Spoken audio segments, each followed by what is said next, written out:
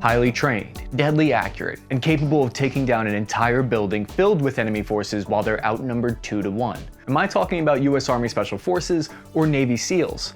What's the difference between these two anyway? Is one branch super hua and the other super stoic? Why invest all that time and money into training these two separate elite units if at the end of the day, they seem to do the exact same thing, shoot the enemy right in the teeth? Looking at their respective mottos, it gives us a big hint as to what makes them different. A motto is defined as a short sentence or phrase chosen to encapsulate the beliefs or ideals guiding an individual, family, or institution. The bond of the Special Forces operators count as all three of those last things. De oppresso liber is the Army's SF motto, which is Latin for to free the oppressed, which at first sounds really pretentious that they're using a Latin phrase, but it actually has meaning to it. Latin is the root for all languages, and Army SF has a unique focus in understanding worldwide cultures and languages in order to help the local forces realize they should be fighting for America. They're like Inception soldiers going in and turning the local forces in our favor. The Navy SEALs motto, on the other hand, is "It pays to be a winner, and the only easy day was yesterday," which are a reflection of their focus on taking on harder and harder direct action missions like raids on high-value targets. When Washington finds a bad guy who needs to take a permanent nap, they call in the SEALs first. The thing is, they're both shrouded in so much myth and legend at this point that it's hard to tell where fact ends and fiction begins. One thing is consistent across both groups though: Special Operations in general has seen an absolute explosion in the size of their units over the past 2 decades. At a quick glance, we can see that the Army SF are much larger at 7,000 soldiers, and the SEAL strength stands at less than half of that at 2,500. But you wouldn't guess that based on how many movies and video games feature the SEALs. If you talk about either of them long enough, one question is bound to come up. Who's the biggest badass of the bunch? Well, I'll present the information the best I can here, and I'll leave that up to you all to answer in the comments. In this video, we're gonna analyze the US Army Special Forces and Navy SEALs across 3 distinct but equally important dimensions of analysis. First off, why were they even founded? Secondly, how do they train? And thirdly, how do they fight? Before we get into that, if you want to be a clandestine Special Forces operator, then you need to make sure no one's tracking your identity. NordVPN allows you to find streaming platforms at a lower price. If it isn't available in your country, you can simply change your digital location. They make it easy. You just open the map, click your location, and you're connected in seconds. Don't accept bandwidth throttling. NordVPN encrypts all your traffic so your internet service provider can't slow down your streaming speeds. Special Forces don't go into battle without protection. Why would you? You're gonna need more than a beard and a blurry face online. NordVPN is the best tool for the job. It's an easy-to-use service that allows you to connect to over 5,300 servers in 60 different countries around the world. It works on 6 different devices on every major platform, including Windows, Android, iOS, macOS, and Linux. I'm a big video gamer, so my favorite way to use NordVPN is to find discounts in other regions. I recommend you get NordVPN by clicking the link in the description, www.nordvpn.com/task, to get a 2-year plan plus 1 additional month for a huge holiday season discount. You save 73% and you have a 30-day money-back guarantee. Go to nordvpn.com/task to help support our channel. Even though the Navy SEAL teams were officially founded in 1962, we can trace their lineage all the way back to a number of special warfare groups formed during the Second World War, including the various underwater demolition teams, or UDTs, which all had one theme in common. The focus was all about performing reconnaissance on and clearing obstacles in the water for amphibious beach landings of soldiers and Marines on hostile beaches. The story of the United States Navy's frogmen is a story of adventure, of brave men against the enemy and against the sea. They served all across the globe, pioneering tactics, techniques, and procedures that are still in use today. In September 1950, it was the UDT who supported the amphibious landings at Incheon during the Korean War. This was Douglas MacArthur's famous beach landing that cut off the North Korean army and is widely considered as one of the best strategic moves that prevented the war from being lost before it had even begun. The UDT 1 and 3 team personnel swam in ahead of the landing craft and scouted the mud flats. They made note of where the low points were in the channel, and they reported that back to base. They cleared fouled propellers and they destroyed enemy water mines. They even established their long-standing tradition of style over substance because goddamn they look good doing their job. Personally, I believe that this is where their motto, "It pays to be a winner," is reflected. It's in their focus on direct action missions and recon work. These are missions where split-second decisions in combat make the difference, and I believe that's one of the distinguishing features of the SEALs. The SEALs as we know them today were officially founded in anticipation of the Vietnam War on January 1st, 1962. From here on out, they were more than an amphibious force, fighting from the sea, air, and land as their name implies. The purpose of the U.S. Army Special Forces' original foundation couldn't be more different than the SEALs. I like to look back to prior to the American War in order to understand where they came from and how it has informed their traditions to this day. Even though it's not officially a part of their unit lineage and history, I want to put them into a larger historical context here. Retired U.S. Army Colonel Robert Tonesek wrote a book called Special Operations in the American Revolution, and he recounted how the traditions of SF soldiers dates back to King Philip's War of 1675, when the Plymouth colony formed a, quote, experimental company of men who would train and operate using Native American tactics to attack Indian war parties and raid their camps in the dense forests and swamps. The Native Americans tried to make up for their technological disadvantages of not having firearms by playing to their strengths instead. They wouldn't even attempt to line up on the field of battle.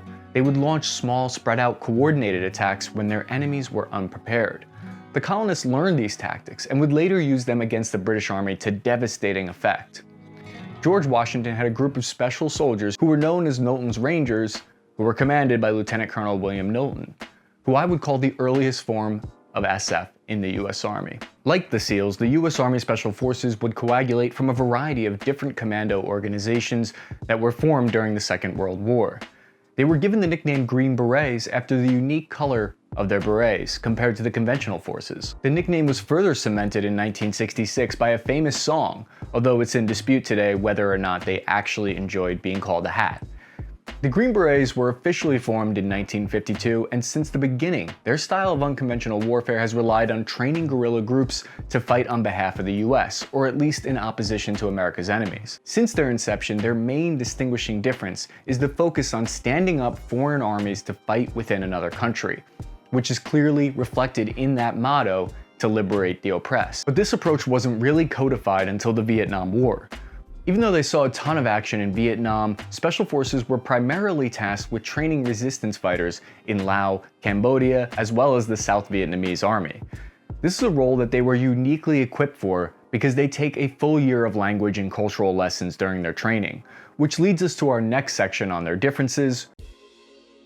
Both the SEALs and Green Berets have the most intense training in the entire military, but their focuses are on very different areas. In the SEALs, before you can even start basic underwater demolition, SEALs, or BUDS, you have to complete an 8-week training course designed to get you in shape enough to be able to even think about challenging one of the toughest training courses in the whole military. Within the military, average infantry look up to and aspire to be special operations of their respective branch because of this training. The difficult training that they go through earns them tremendous respect points in each branch. I believe you can see this reflected in the way the culture of the Marines and Army infantry differ slightly, with the Marines being perceived as more gung-ho, and the Army being perceived as fight smart, not hard. Only about 1 in 4 SEAL candidates will make it through BUDS, and from there, they still have to pass the Army Airborne School and then 26 weeks of SEAL qualification training. From start to finish, you're looking at around 2 years of training from when you leave boot camp to when you're able to deploy as a SEAL. The stereotype about the difference between SEAL training and Army training is that the SEALs are more focused on the physical aspects, physical difficulty of the training, than the Army SF. The culture of the SEALs is a fascinating one to look at from the outside looking in. They're known as show-offs. What fun is having a high-stress job if you can't brag about it to the press and video games? They're known as the least silent of the professionals, and that attitude seems to bother some of the Army SF sometimes. This is all built to a climax, where the SEAL who's known as being the shooter who took out bin Laden later faced a formal Navy investigation for violating his NDA. Like, how is he supposed to never tell anyone that? Come on. To take down a target like this, do you ever wonder if you're going to find someone else like Osama bin Laden? Oh, that'd be sweet. Both the SEALs and the U.S. Army Special Forces have gotten into some trouble in and out of uniform But after 2 decades of constant deployments, is it really any surprise? What are we supposed to do? Add an HR guy to every squad? Is that gonna fix it? I can picture that now. I don't want you guys to think of me as your HR guy. I want you to think of me as your babysitter. Listen up. Who's bringing the printer on this patrol? No, you can't say that. Got a new SOP for all SEAL teams. You run all your decisions through your HR guy. My job is to make sure that there's no toxic work environment while you're out killing people. But the term special forces is offensive. I think we should use the term best forces. Huh? Okay, that's a little bit more inclusive right there. Do me a favor, fill out these forms in quadruplet. First sergeant already gave me a call sign. I'm gonna be referred to as Mom Actual. Paper cut. Medic. So how is this different from the process of becoming a Green Beret? Like the SEALs, there's about a 2-year period of training from start to finish. It all starts with the Special Forces Assessment and Selection course, informally known as selection. This first hurdle is designed not only to test the candidate's physical strength, but also their fortitude, intelligence, and competence with basic soldiering tasks and drills. Simply passing the course isn't enough. If the training cadre decide that a candidate wouldn't be a good fit for the team, they can still be non-selected at the end, though they're often given a chance to retry in a year or so if they show potential. Candidates who move on past that phase are selected for the Special Forces Qualification course. Depending on their specialty, the qualifications course can take anywhere from a few months to over a year. No matter what path they take, candidates must face one final test, a 4-week, kind of controversial, unconventional warfare exercise known as Robin Sage. It's so massive that they put so much effort into making it realistic that it often gains local media attention, and conspiratorial locals who live near these bases in America think that the government is attacking them during these training events sometimes. Last March, the sound of war enveloped Capitol Boulevard and surrounding neighborhoods. Residents were furious that they had little warning. Well, next week, the U.S. Army will have a similar round of exercises in 21 North Carolina counties. Explosives and helicopters filled the air late into the night and early morning. My expectation what was going to happen was, simulated weapon fire. That is not the same thing as simulated bomb explosions. Only after they successfully pass are they granted the coveted Green Beret. One of the biggest distinguishing factors is their focus on culture and language of their area of operation. During SF training, they have to take language courses. Here's a quick rundown of how it breaks down. So first group is geared towards missions in the Pacific region under PACCOM. Third group is focused on Sub-Saharan Africa under AFRICOM. Fifth group looks at the Middle East, Persian Gulf, and Central Asia. Seventh group learns the languages necessary to operate in Central and South America. 10th group is tasked with the Balkans, Turkey, Lebanon, and North Africa. 19th group is the National Guard Special Forces Unit, who are oriented towards Southwest Asia and Europe. Finally, 20th group area of operations is Latin America, but in practice, and especially when there's an active war going on, these distinctions can sometimes be less of a priority. The culture of the Army SF is built around the idea of being a silent professional who is humble and doesn't seek medals for their deeds, as those acts of bravery are routinely expected of them. One of the things that sets them apart is that they aren't just looking for soldiers who are tough. The Army SF is looking for someone who thinks outside the box and understands context above all else. There's an old concept of the warrior monk that I think applies perfectly to Army Special Forces soldiers. They have the presence of mind to know when to fire, and more importantly, when not to. So why do we hear so much more about the SEALs than the Green Berets? Michael Gumbovsky, a former Marine commando, said, quote, "It has a lot to do with the persona and accolades these guys have. Everyone wants to know what they do. Those SEAL teams, they get to do those cool, sexy missions, and those are the ones that people want to hear about. The Navy has done a great job of making the SEALs a brand, but it's not all flashy. The SEALs pay a big price in their personal lives by sacrificing their free time to the cause and being deployed nearly half of their time, if not more.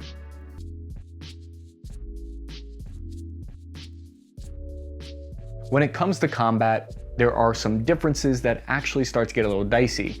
Their performance can start to affect their budgets and mission selection. I want to talk about Delta Force here briefly to illustrate a point about the public's perception of the SEALs getting precedence on some higher profile missions.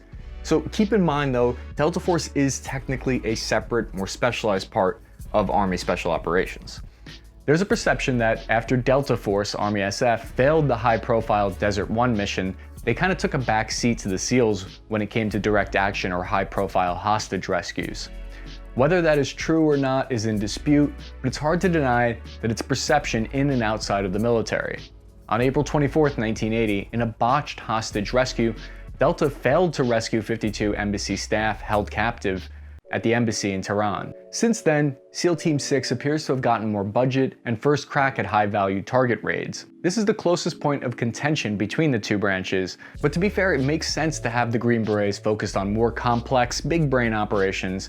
One of the latest examples of how SEALs fight and how it has evolved since their early missions of clearing amphibious water lanes is their raid on Bin Laden's compound. The SEALs were the ones who pulled off the very successful mission to infiltrate Bin Laden's compound in Pakistan. This mission should stand as an example of how the SEALs were often leaned on for direct action missions. They carved out a niche for themselves within the elite by becoming the go-to hitters.